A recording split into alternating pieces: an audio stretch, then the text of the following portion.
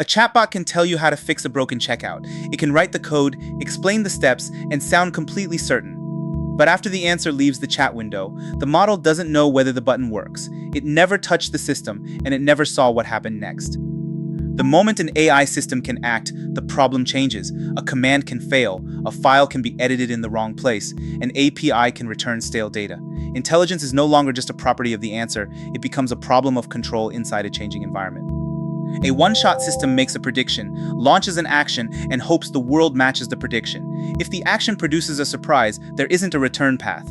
The system has output, but no way to absorb the consequence. That open circuit is the boundary between a response and an action system. The word agent is used loosely. Some systems follow fixed workflows. Others let the model choose tools and direct more of the process. But the useful distinction isn't the label. It's whether feedback from the environment can change the next decision. So here is the mental model for this entire video. An AI agent isn't just a smarter chatbot. It's a model inside a bounded loop that can act, inspect the consequences, verify progress, and decide what should happen next. The loop isn't permission to think forever. It's a controlled return path.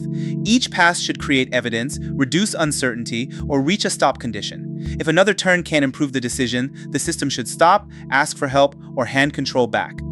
Start with the goal, not a vague instruction like make the site better, but a condition the system can eventually test. The checkout button submits a valid order without breaking the existing flow. A precise goal gives the loop a direction and a finish line it can't quietly redefine.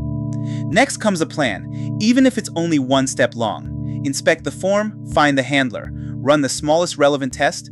Planning turns a broad objective into a chosen experiment, but the plan is provisional, because the next observation may make it obsolete. Then, a tool makes contact with the world. It can search files, run code, query a database, call an API, or operate a browser. This is where an agent becomes useful. It is also where mistakes become real. The tool result returns as an observation. A search reveals 3 possible handlers, a test reports 1 failing assertion, a browser shows a disabled button. The observation is new state. It should update the model's picture of the task before another action is chosen, or the loop isn't learning from contact. But observation isn't verification. A command returning 0 only proves that command finished successfully. It doesn't prove the user can complete checkout. Verification asks a stricter question: does the current state satisfy the goal? That comparison produces the next step. If the goal is satisfied, stop. If the evidence is incomplete, inspect. If the attempt failed, revise. If the action is sensitive, pause for approval. The loop isn't a spinner. It's a router built from consequences. Now the full circuit is visible. Goal, plan, tool, observation, verification, next step. Implementations may merge stages or name them differently. The causal structure stays the same. An action changes the world changes the evidence, and the evidence changes the next action. Notice what this diagram does to the model. It stops being the entire product. The model proposes and interprets. Tools execute. The environment supplies consequences. Tests and policies judge boundaries. State carries the task from one turn to the next. Without state, every pass starts from scratch. The loop therefore carries the goal. Recent observations, tool outputs, and decisions that still matter. Good state isn't an endless transcript. It's the compact evidence needed for the next choice. Watch the loop handle one repair. The goal is simple. Make the checkout button submit a valid order, preserve the current validation rules, and prove the browser path works. The first plan is to inspect the failing form and run its focus test. The agent searches the project. It finds a button whose identifier changed, while the event handler still listens for the old name. That observation supports a small hypothesis. Reconnect the handler, then rerun the test. The tool edits one line, the focus test passes. A one-shot assistant might stop here and announce success. The loop does not, because the test is only one verifier and the original goal included the browser. The browser check clicks the button, nothing submits. Now the environment has contradicted the first conclusion. The repair was real, but incomplete. Because the observation returns to the loop, the system can revise instead of defending its first answer. A second inspection shows the button is still disabled after every required field is filled. The next plan changes. Stop looking at the click handler, trace the validation state that controls whether the button can be pressed. The agent finds a stale field name in the validation rule and patches that condition. This time it reruns both the focus test and the browser path. The test passes, the button enables, and the order reaches the confirmation state.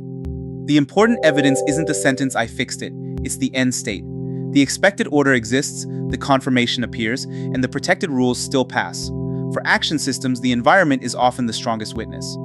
The trace also matters.